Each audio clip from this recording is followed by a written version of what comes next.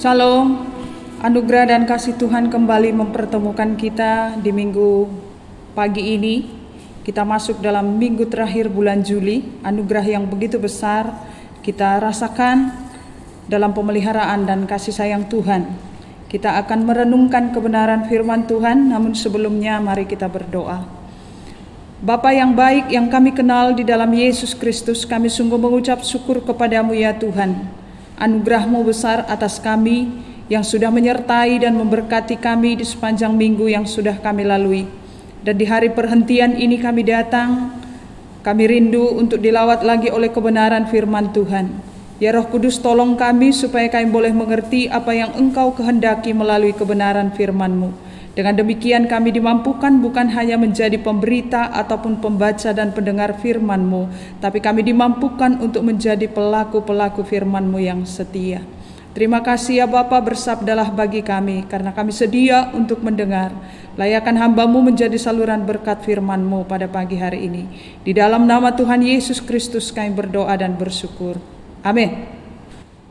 Firman Tuhan pada pagi hari ini terambil dari surat Rasul Paulus kepada jemaat di Korintus. 2 Korintus pasal 8 ayat 7 sampai 9. 2 Korintus pasal 8 ayat 7 sampai 9. Demikian firman Tuhan. Maka sekarang sama seperti kamu kaya dalam segala sesuatu, dalam iman, dalam perkataan, dalam pengetahuan, dalam kesungguhan untuk membantu, dan dalam kasih-Mu terhadap kami, demikianlah juga hendaknya kamu kaya dalam pelayanan kasih ini. Aku mengatakan hal itu bukan sebagai perintah, melainkan dengan menunjukkan usaha orang-orang lain untuk membantu. Aku mau menguji keikhlasan kasih kamu, karena kamu telah mengenal kasih karunia Tuhan kita Yesus Kristus, bahwa Ia yang oleh karena kamu menjadi miskin, sekalipun Ia kaya, supaya kamu menjadi kaya oleh karena kemiskinannya. Bapak Ibu Saudara yang Tuhan Yesus kasihi, tema kita sudah beralih. Tema kita pada pagi hari ini yaitu kaya dalam pelayanan kasih, yang terdapat pada 2 Korintus pasal 8 ayat yang ke-7. Seseorang menjadi kaya tentunya bermacam-macam jalannya, antara lain memang sudah dari sananya dia orang kaya. Artinya kekayaan yang dia punya adalah warisan dari orang tuanya. Ada orang yang menjadi kaya karena dia rajin bekerja keras. Ada orang yang menjadi kaya ya karena memang dia tidak hidup boros. Dia pintar menata setiap berkat yang ada. Makanya ada istilah pepatah Indonesia katakan rajin pangkal pandai, hemat pangkal kaya. Orang yang tidak hidup boros yang menjadikan dia kaya, ada yang demikian. Tapi ada juga orang yang menjadi kaya karena memang dia pelit, tidak mau berbagi dengan orang lain. Dia begitu sibuk dengan dirinya sendiri, dan itulah membuat dia mengumpulkan harta demi harta, dan itu membuat dia menjadi kaya. Namun itu semua menunjukkan tentang memperoleh kekayaan secara jasmaniah, secara lahiriah. Dan pagi ini kita akan merenungkan pada ayat yang ke-9. Karena kamu telah mengenal kasih karunia Tuhan kita Yesus Kristus, bahwa Ia yang oleh karena kamu menjadi miskin, sekalipun Ia kaya, supaya kamu menjadi kaya oleh karena kemiskinannya. Ada orang yang menjadi kaya secara rohani karena memang hati orang ini sangat lembut terhadap kebenaran firman Tuhan. Dia menjadi orang yang hatinya menjadi lahan yang subur ketika firman Allah diberitakan. Jika orang yang demikian, dia akan menjadi orang yang kaya secara rohani. Ada juga orang yang kaya secara rohani karena memang orang ini siap diproses oleh Tuhan. Step by step diproses oleh Tuhan, dan setiap proses yang ia jalani itu membuat dia semakin kaya secara rohani. Artinya ketika dia diproses, dia jalani dengan sukacita, dan itu memperkaya imannya, memperkaya pengetahuannya tentang firman Allah, dan dia akan semakin mengenal dirinya di hadapan Allah. Yang pada akhirnya pengenalannya itu pun membuat dia menjadi kaya secara rohani, yang itu kemudian dia lakukan terhadap orang lain, dia berikan kepada orang lain. Dari apa yang kita renungkan dan kita baca pada pagi hari ini, Rasul Paulus meminta satu hal kepada jemaat di Korintus. Kalau kita lihat dalam ayat ke-7 dikatakan, maka sekarang sama seperti kamu kaya dalam segala sesuatu, dalam iman, dalam perkataan, dalam pengetahuan, dalam kesungguhan untuk membantu, dan dalam kasihmu terhadap kami. Demikianlah juga hendaknya kamu kaya dalam pelayanan kasih ini. Rasul Paulus melihat bahwa jemaat di Korintus ini begitu kaya dalam iman, kaya dalam perkataan, kaya dalam pengetahuan, kaya dalam kesungguhan untuk membantu. Tapi Rasul Paulus meminta satu hal lagi, supaya mereka itu juga menjadi kaya dalam pelayanan kasih. Pelayanan kasih terhadap siapa? Dalam konteks pembacaan 2 Korintus pasal 8 ini ayat 1 sampai selanjutnya, itu kita akan melihat ada pelayanan kasih di sana. Pelayanan kasih terhadap jemaat-jemaat Tuhan yang mengalami kesulitan di Yerusalem. Jadi Rasul Paulus mau melihat keikhlasan jemaat di Korintus ini di dalam mereka melaksanakan pelayanan kasih terhadap umat-umat Tuhan yang mengalami kesulitan di Yerusalem. Nah, supaya pelayanan kasih yang dilakukan itu sungguh boleh menjadi berkat, tentunya ada hal yang harus dipahami lebih dahulu oleh setiap orang yang mau melakukan pelayanan kasih. Ini yang ditunjukkan oleh Rasul Paulus kepada jemaat di Korintus, sekaligus yang ditunjukkan kepada kita sebagai orang-orang yang diajak untuk terlibat dalam pelayanan kasih.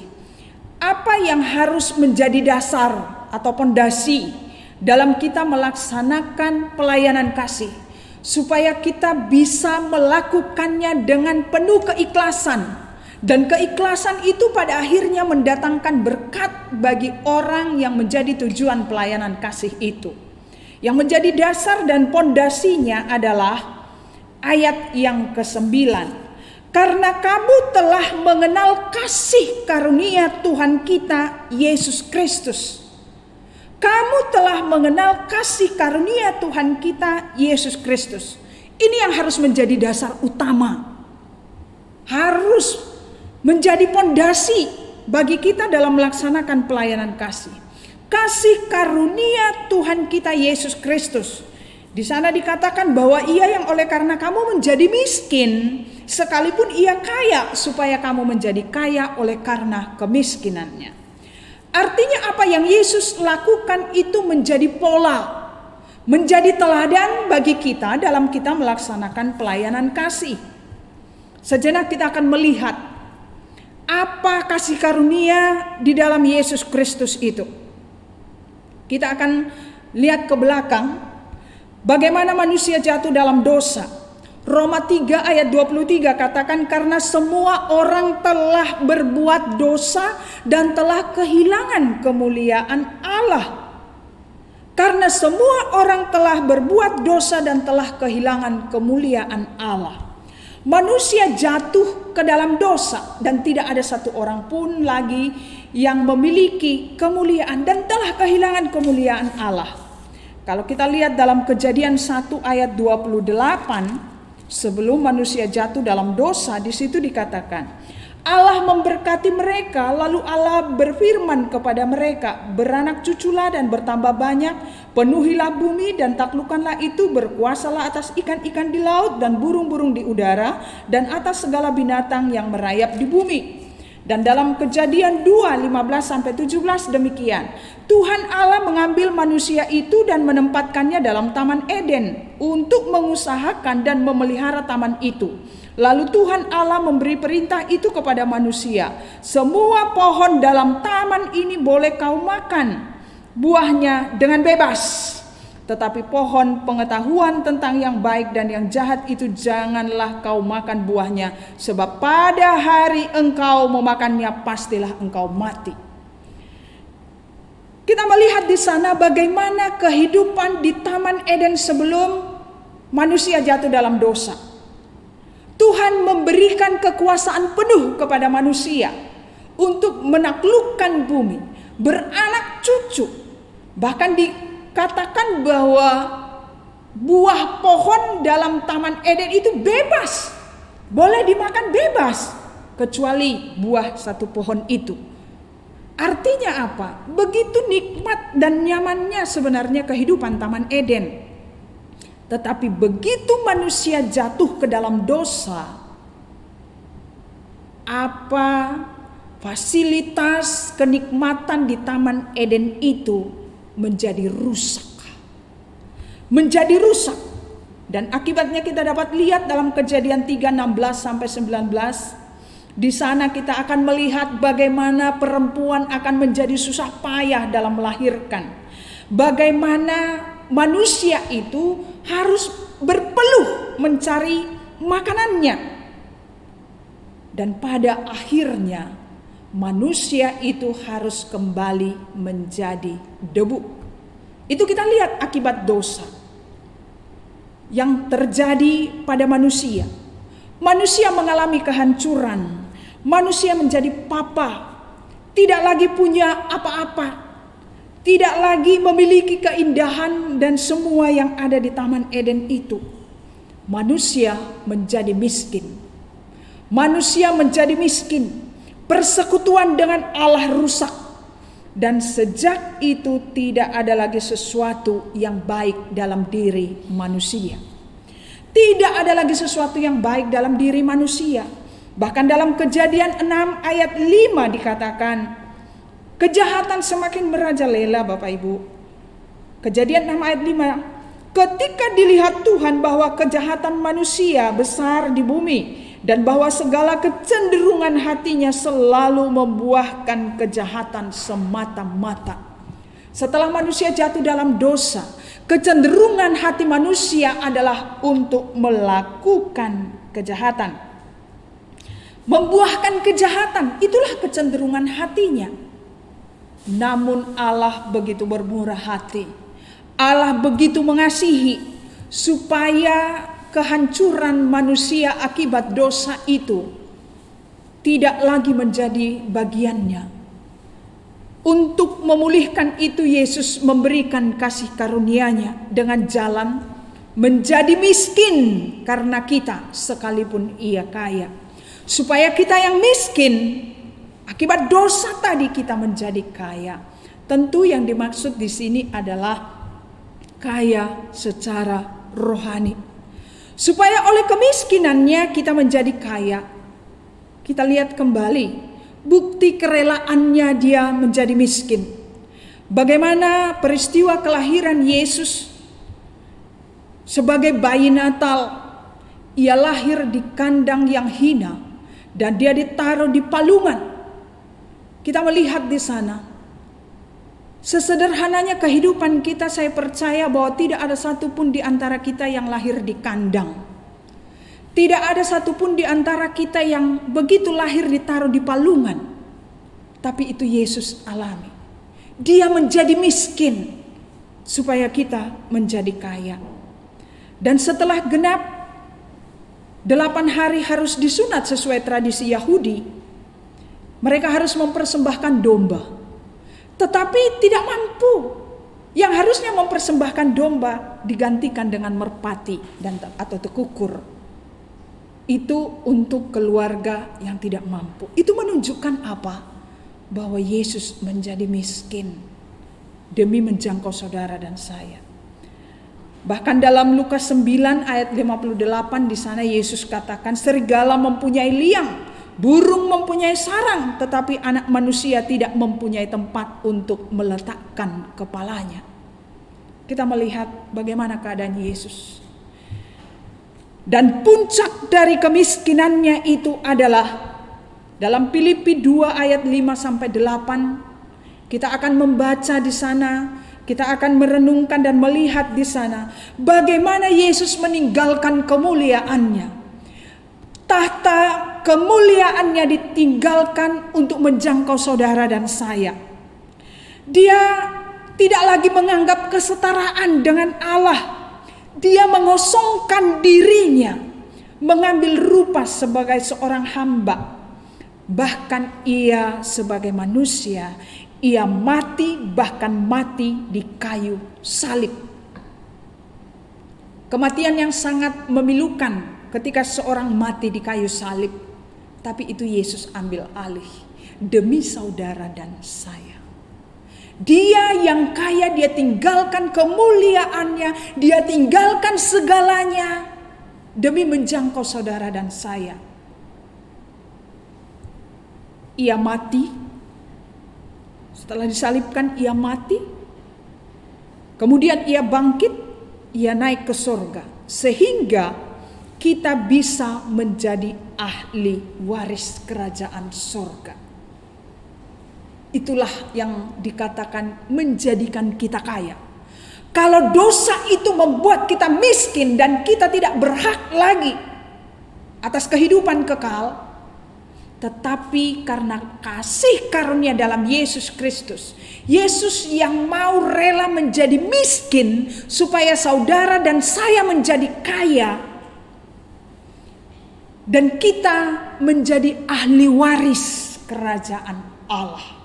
Dalam Yakobus 2 ayat 5 dikatakan, dengarkanlah hai saudara-saudara yang kukasihi, bukankah Allah memilih orang-orang yang dianggap miskin oleh dunia ini untuk menjadi kaya dalam iman? Kaya dalam iman, menjadi ahli waris kerajaan yang telah dijanjikannya kepada barang siapa yang mengasihi Dia. Allah menginginkan kita supaya kita menjadi kaya di dalam iman, yang pada akhirnya itu membawa kita kepada kesempatan untuk menikmati menjadi ahli waris kerajaan Allah yang telah Dia sediakan. Dengan demikian, Bapak Ibu Saudara yang Tuhan Yesus kasihi, kalau kita melihat tadi bagaimana dari manusia jatuh dalam dosa dan apa yang Yesus sudah lakukan buat kita, supaya kita menjadi kaya, itu kita harus pahami betul dalam hidup kita. Kalau kita bisa memahami betul karya keselamatan di dalam Yesus, tidak akan menjadi sulit bagi kita ketika kita diminta atau tidak diminta dalam pelayanan kasih. Makanya tadi di awal dikatakan bahwa apa yang Yesus perbuat, kasih karunia dalam Yesus itu yang harus menjadi dasar dan pondasi bagi kita dalam melaksanakan pelayanan kasih.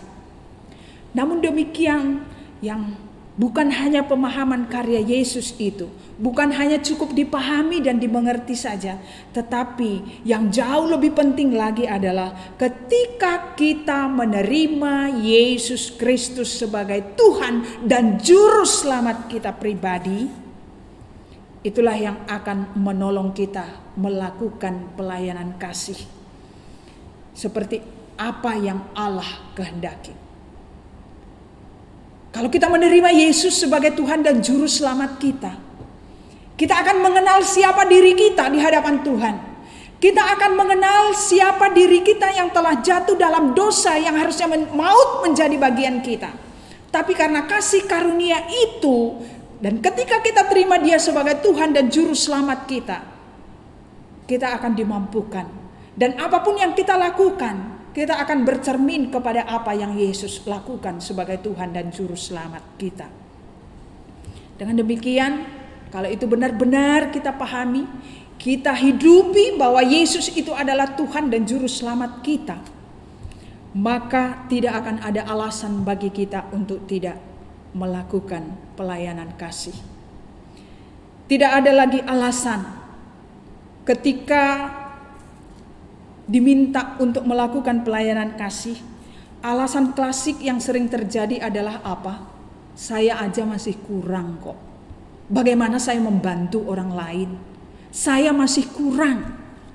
Ini seringkali menjadi alasan yang sangat baik buat kita untuk kita menolak.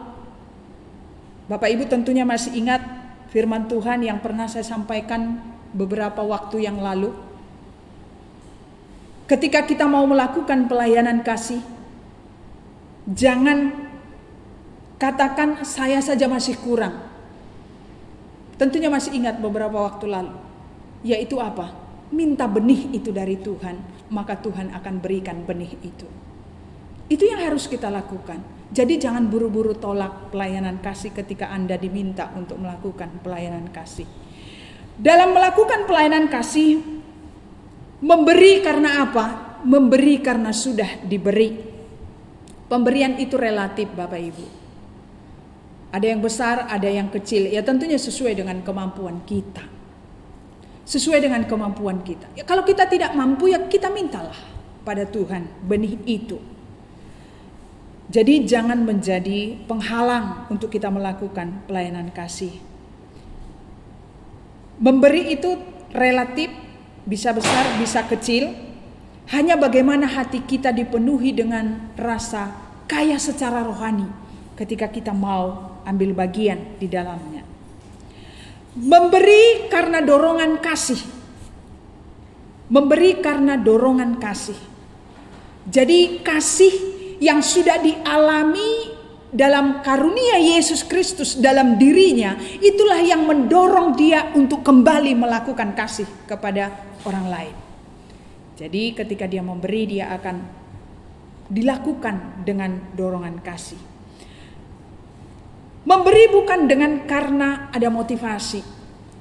Kadang-kadang orang memberi karena gak enak. Gak enak karena dia sudah pernah membantu saya. Dia baik kepada saya. Tapi firman Tuhan katakan kalau kita berbuat baik kepada orang yang berbuat baik kepada kita, kita sama saja dengan dunia ini. Memberi bukan karena motivasi. Kalau kita memberi kepada orang yang berbuat baik itu hanya kita memberi karena etika. Karena orang sudah baik ya secara etikanya ya kita pun harus baik. Tetapi kalau kita memberi karena pemahaman kita akan karya Yesus yang agung itu, maka kita tidak akan ada motivasi yang demikian. Tidak akan ada motivasi karena mau pamrih. Ya udah nggak apa-apa, sekarang saya membantu, tapi suatu saat saya harus mendapatkan pamrih dari kamu. Tidak demikian. Atau ada juga memberi karena menjadi alat kesombongan, menjadi alat untuk membusungkan dadanya terhadap orang lain bahwa dia sudah berbuat banyak. Tapi orang yang sungguh-sungguh memahami karya Yesus yang agung itu, bagaimana Yesus yang kaya menjadi miskin, supaya oleh kemiskinannya itu kita menjadi kaya, maka motivasi-motivasi yang tidak benar itu tidak akan dilakukan ketika melakukan pelayanan kasih seperti yang Allah mau. Bapak Ibu Saudara yang Tuhan Yesus kasihi, kita melihat dampak COVID-19 sungguh luar biasa. Ini menerpa siapa saja. Enggak hanya menerpa golongan bawah, golongan menengah, tapi golongan atas juga banyak mengeluh. Kalau kita melihat kejadian yang ada, orang yang hartanya miliaran pun mengeluh juga. Orang yang tidak punya apa-apa pun mengeluh juga. Oleh karena dampak COVID-19. Dan tidak terkecuali kepada jemaat Tuhan. Jemaat Tuhan pun mengalami hal yang sama. Ada beberapa tempat di mana jemaatnya mengalami kesulitan, bukan hanya 10%, 20%, tapi bahkan 80-90% jemaatnya mengalami dampak itu. Yang pada akhirnya mereka pun mengalami sangat-sangat kesulitan. Bapak Ibu Saudara yang Tuhan Yesus kasihi, ketika melihat hal itu terjadi, gereja kita tidak mau tinggal diam. Mau melakukan sesuatu yang dapat dilakukan. Jadi ketika kita diminta, baik itu secara pribadi maupun melalui komisi-komisi yang ada, ketika kita diminta, ketika kepada kita ditawarkan, ayo siapa yang mau terbeban? Mari, bagaimana kita merespon itu? Kita akan bisa merespon itu. Sekecil apapun yang dapat kita berikan, kita akan mau lakukan itu dengan sukacita. Ketika kapan? Ketika kita sungguh-sungguh memahami apa yang Yesus sudah kerjakan buat kita. Maka kita, walaupun secara tadi yang dalam Yakobus 2 ayat 5, secara dunia ini kita miskin, tapi karena kita memiliki kekayaan iman, maka kita dimampukan untuk melakukannya. Bapak Ibu Saudara yang Tuhan Yesus kasihi, mari kita melihat kembali kepada kehidupan kita. Rasul Paulus mengajak jemaat di Korintus untuk melakukan pelayanan kasih ini. Dan ingat dasarnya di mana? Dasarnya kepada kasih karunia Tuhan Yesus Kristus yang sudah meninggalkan kemuliaannya, mengalami kemiskinan supaya kita menjadi kaya. Nats pembimbing kita katakan demikian, Kisah Para Rasul 20 ayat 35.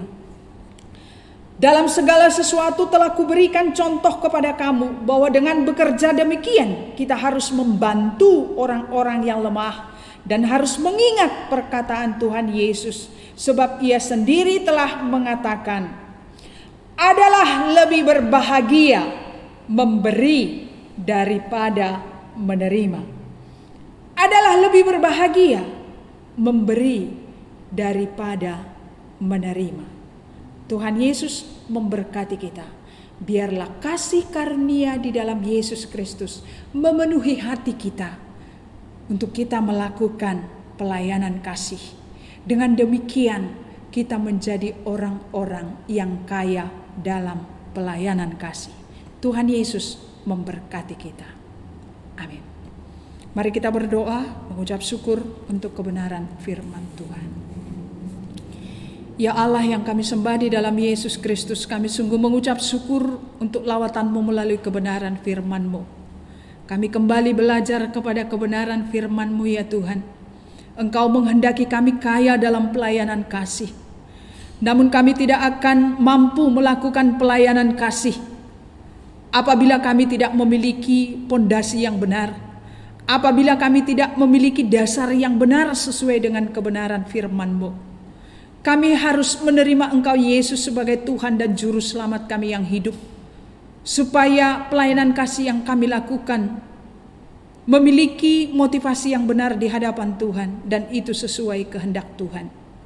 Kami harus belajar kepada kehidupan Yesus yang meninggalkan kemuliaannya. Menjadi miskin supaya kami menjadi kaya. Ya Tuhan, tolong kami supaya kami dimampukan, dimeteraikan terus firman-Mu ini dalam hati dan kehidupan kami. Betapa Yesus mengasihi kami. Karena kasih-Mu itu besar atas kami dan Engkau pun menghendaki kami menyalurkan, menjadi saluran kasih itu kepada orang-orang yang membutuhkan melalui pelayanan kasih. Ya Roh Kudus, mampukan kami untuk menjadi pelaku firman-Mu. Di dalam nama Tuhan Yesus kami berdoa. Amin. Kita akan mengakhiri ibadah minggu pada pagi hari ini. Kita akan menyanyikan pujian kasih dari surga. Kita nyanyikan 2 kali. Pada saat kita nyanyikan yang kedua kali, kita sama-sama bangkit berdiri.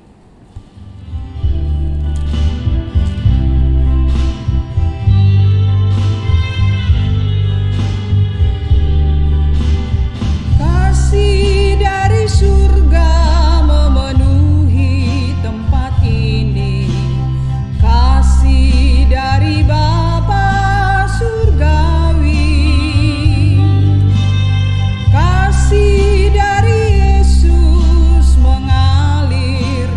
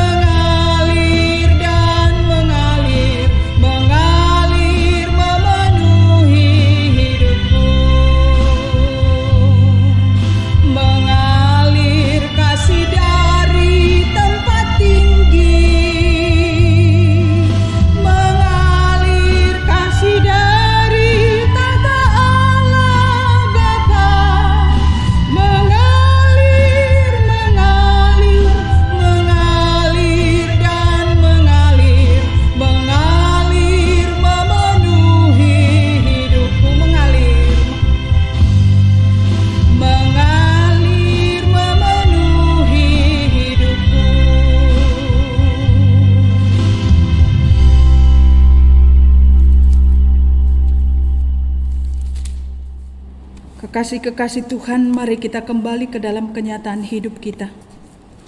Kita bawa firman Tuhan. Ingatlah bahwa Yesus Kristus menjadi miskin supaya saudara dan saya, kita semua menjadi kaya oleh karena kemiskinannya. Pulanglah dan terimalah berkat-Nya. Tuhan memberkati engkau dan melindungi engkau.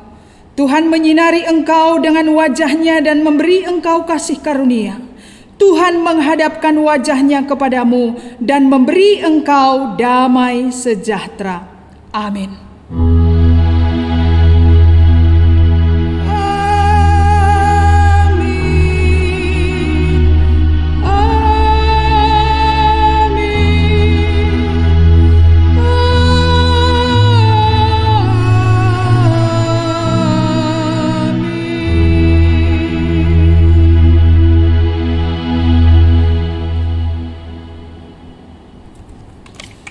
Ibadah selesai, Tuhan Yesus memberkati kita dan tetap semangat menjalani kehidupan di tengah pandemi yang masih terus terjadi. Jangan pernah menyerah, jangan pernah putus asa. Tetap berharap kepada Tuhan bahwa Tuhan tidak akan biarkan kita. Tuhan Yesus memberkati.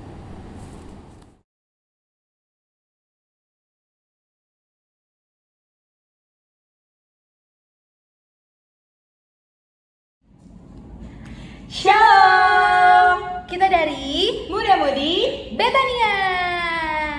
Hari ini kita mau memberikan pujian untuk Tuhan. Selamat menikmati.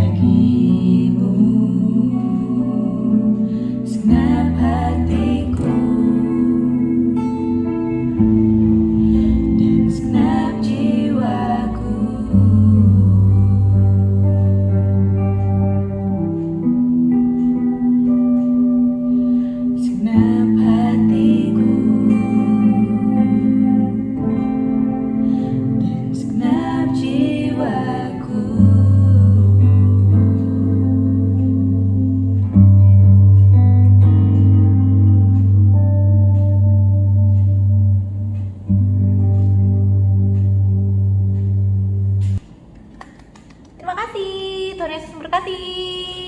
Kepcang.